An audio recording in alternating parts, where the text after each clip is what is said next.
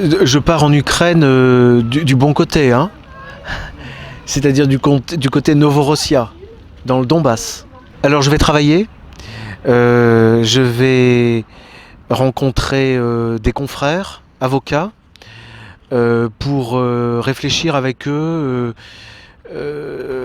aux actions juridiques, hein, parce que moi je suis pas un homme d'armes, je suis un homme des lois, et donc pour réfléchir aux actions que nous pourrions mener, conduire pour cette cause, hein, pour la cause toujours des mêmes des populations qui ne demandent qu'à vivre libres.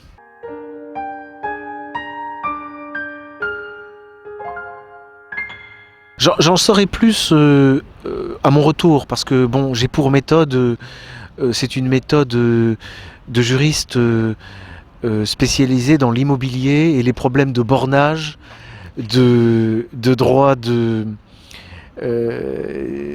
conflits de clôture, de conflits de limites, de problèmes de terrain. L'habitude pour ces questions de servitude, de droit de passage, etc. L'habitude d'aller sur place, hein. Dans ce genre de litige, il est conseillé de se rendre sur place pour s'informer, pour voir, pour parler aux gens. Donc c'est ce que je vais faire. Ce que je retiens pour l'instant, pour résumer la situation, c'est que nous avons l'Ukraine qui, en 1989, est un pays de l'Est. C'est un pays slave, c'est un pays à l'Est, un pays composé de gens, de frères d'armes, des populations pour partie russes, hein. Et puis il y a visiblement de la part de l'OTAN des démarches depuis lors, et puis même avant, pour annexer l'Ukraine. Faire rentrer l'Ukraine dans le giron des États-Unis, quoi. Voilà ce qui se passe. Et donc on a eu une accélération à l'époque au moment des Jeux Olympiques, hein, de Sotchi, et depuis, eh bien, une guerre civile qui a comme particularité d'être à un stade où normalement, d'après le droit international classique, on devrait avoir de la part du gouvernement de Kiev, qui quand même est un gouvernement au départ illégitime, hein, qui s'est installé par un coup d'État. Bon. Alors qu'il ait été reconnu par des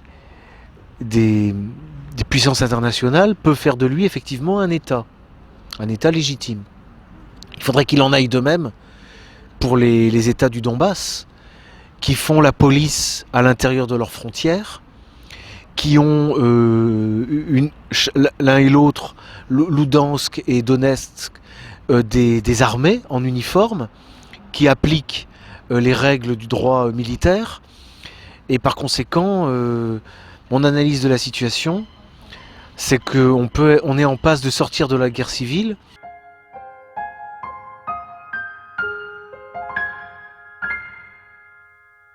Je raisonne toujours en deux temps. Si nous étions à la grande époque, si nous étions au XVIIIe siècle, ça se passerait comme je viens de vous le dire. Le gouvernement de Kiev reconnaîtrait les États nouveaux du Donbass, qui sont aussi reconnus par la Russie, qui seraient reconnus par la France, etc.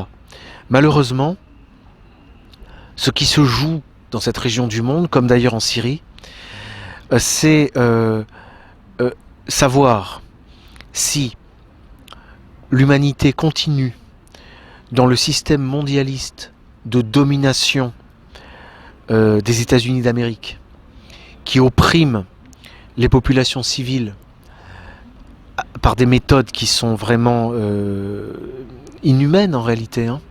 Faites aussi d'accusations de crimes contre l'humanité, mais c'est une inversion accusatoire manifeste. Est-ce qu'on continue dans ce système mondialiste qui n'aura pas de fin, parce qu'en réalité la domination mondiale est logiquement impossible. En revanche, les catastrophes et le chaos que nous avons, lui, il est possible. Et je pense que les Américains sont susceptibles de s'en satisfaire. Autrement dit, ça peut durer longtemps. Donc est-ce que ça continue comme ça, ou est-ce que de ce bras de fer qui a lieu en Syrie et en Ukraine, la situation bascule vers ce que tout le monde appelle, la plupart appellent ce nouveau monde de leur vœu, c'est-à-dire un monde multipolaire, dans lequel des grandes puissances s'équilibrent les unes par rapport aux autres, et où un droit international peut de nouveau émerger. Voilà, à mon avis, a priori, hein, ce qui se joue dans cette région du monde.